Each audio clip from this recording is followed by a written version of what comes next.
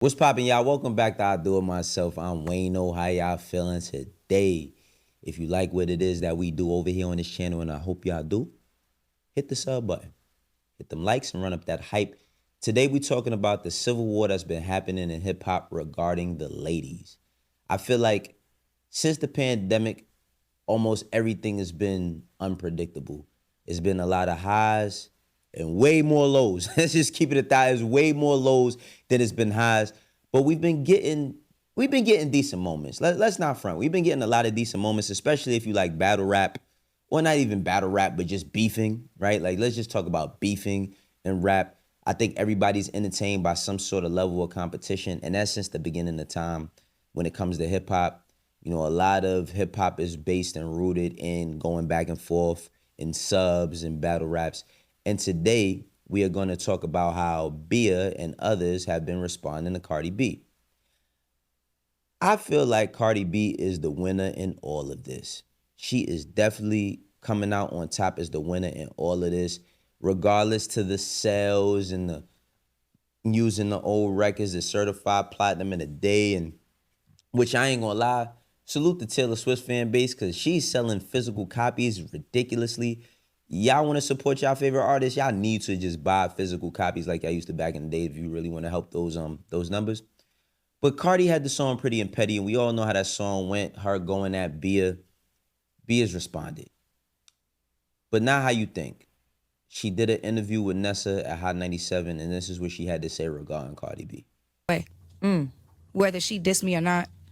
And that's really, truly what I was trying to get at, is that this album was going to happen regardless. And so, you know, what did you initially think when you did hear Cardi's Pretty and Petty? When she is talking clearly about you, she too is addressing it. Like, you know, were you like, oh, this is exciting? Like, do you like the competition? How did you view it when you heard it? I was like, oh, I'm glad she got that. I'm glad she felt like she could get that off. But but overall, like, for real, I knew it was coming because, like, this is rap. I'm competitive. So, like, I diss you, you diss me, but you diss me, I diss you. It's like, Right. it was like a thing that we know what the reasons were and why it was all happening. So I like, it's part of the game. Right. You know? It doesn't really, like, make me feel no type of way other than, like, it's not true. Like, there's things on there that's like, and what am I supposed to do? Keep rapping with Partisan? You know, I gotta, like, let that go. If she wanna get on the stream or she wanna, like, get in the booth with me in the real life and, like, really rap and do it for real, like, I would do it. Would you? Yeah, I would do it because I write on the spot. Like, when this all happened, it happened for me in 24 hours. As soon as I cut that disc, You talk about Sue Me. yeah. You talk about Sue Me. As soon as I dropped Sue Me, Let It Go, that all happened. She said my name on live, Sue Me, 24 hours. Oh. Okay, because you know what? I think the timeline... Like me, I washed my hands. Like, as soon as I cut that, it was like, okay, I got my off. Now you feel like you have to get your off, cool. You know, I'm not mad at it, but I'm not going to keep going back and forth with you and the writer for over and over. This is a year later. To be a lot of Euro.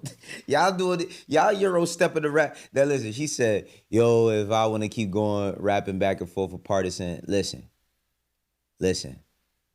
I'm going to call it the way we call it for everybody else, because when it comes to female rappers, y'all want to be considered and talked about the same way and with the same respect as the dudes.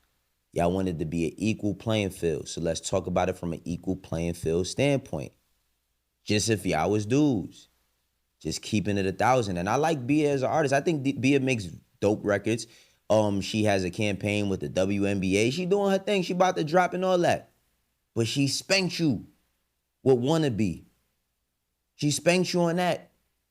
And then she spanked you on Pretty and Petty. And here's the thing, right? Here's the thing. If who wrote the record mattered, if who was writing the records like I'ma keep it 1,000. We can't play the who writes the record game no more. Because y'all allowed, and let's call a spade, man.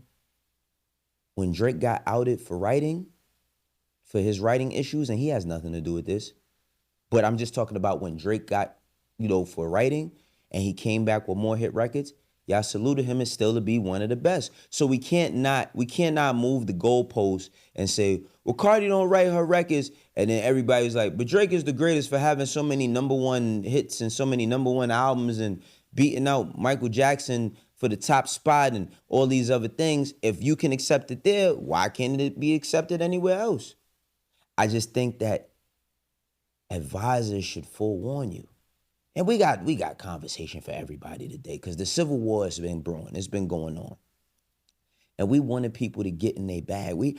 I asked for bars myself. I did. I asked for bars myself. And did y'all hear what JT did last week when it came to Cardi B?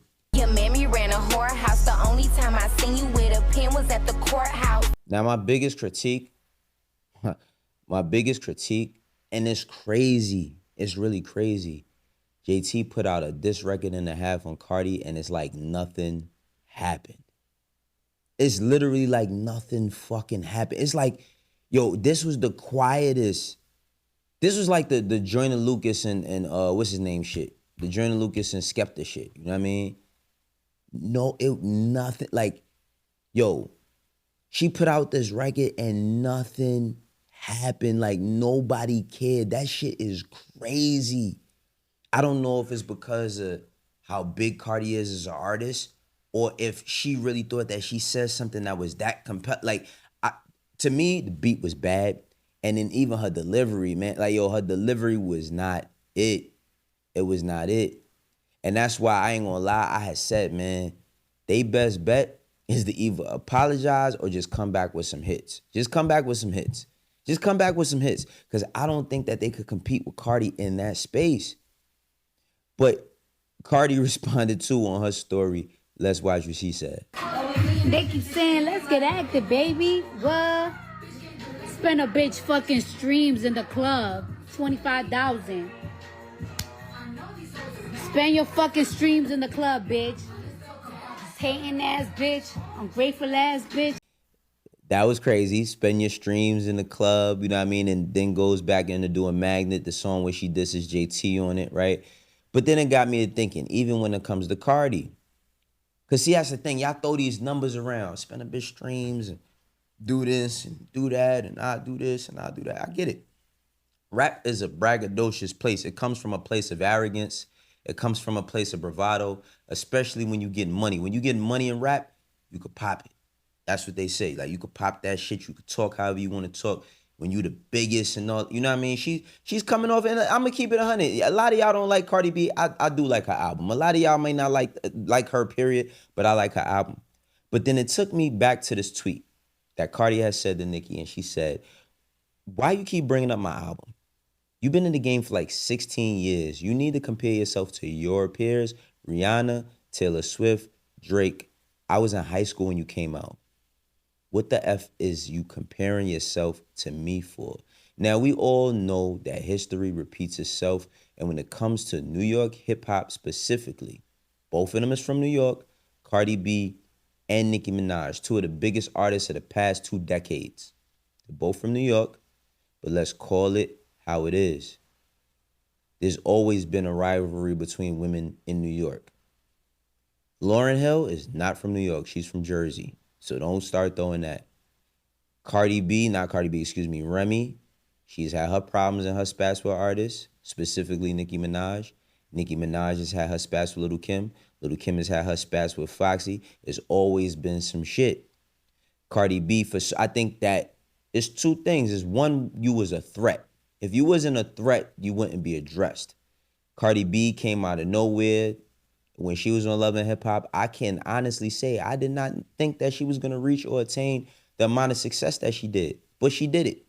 She did it. Bodak Yellow is a diamond record. You know what I'm saying? She went on to become a superstar in hip hop, regardless of how anybody feels about that. That's what she is.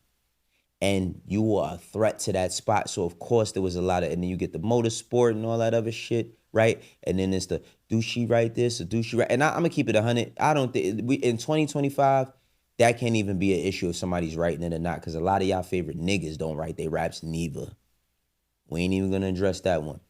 But Cardi, yes, Nicki was the queen. And I think to an extent she still is the queen when it comes to things. Now her actions outside of the booth and all the tweets and all the continuous talking and all of that is led to how people look at her now. But Cardi has had her time and she's having her time again, right? When they start talking disrespectfully to one another, that's when we check out. When it gets too far, like I said, the women and children are supposed to be off limits. The women done brought up the children. Now it's all out of pocket. But when we talking about the notoriety, unfortunately, the way it's positioned is like it's always can just be one. You know what I'm saying? When they're running consecutive, then it's always a problem because then we see Ice Spice. We don't know the roots of Ice Spice and Cardi's problems. Ice Spice made a song that was talking about Cardi allegedly. But then I wonder how many people think that Ice is in the position that Cardi was once in and Cardi is in the position that Nicki is in. Because without context, people just going to call it hate. And depending on who you like more than the other, that's how they're going to keep it. But let's just stay here for a second. Y'all throw these numbers around for everything. And it's always a new stat.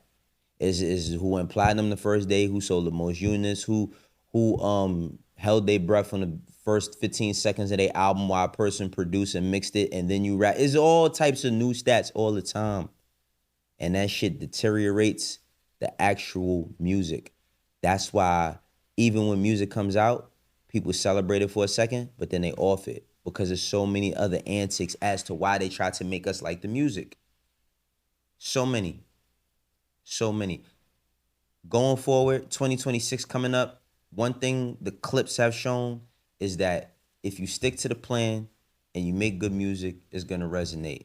I think that's a lot of people's favorite albums, like God's Sort 'Em Out. I think it's Rap Album of the Year, even though I even like GNX, but I feel like Let God Sort 'Em Out is a better album than GNX. I don't think it's even close. You know what I mean? And that's no disrespect to Kendrick. But I just think that we got to go back to leading with the music. The content will always be there. Make the content a byproduct of the music, but make the content about the music. Make the content about the music. You don't have to force feed your audience, but train them. You know what I mean? Teach them. Teach them. You know what I mean? Teach them if you care about the shit as much as y'all say y'all do. Because it seems like to me, you know, a lot of the women, they want to be talked about in the same breaths or mentioned with everybody else. But shit, they fighting over the numbers like everybody else fighting over the numbers. You know what I mean? And I feel like everybody's just lost. Y'all let me know what y'all think, though. This is I Do It Myself. For the ones that rock with me, know how we doing. For the ones that don't, eventually you will. I'll catch you on the next one. Peace. We working hard out here, y'all. Don't give up.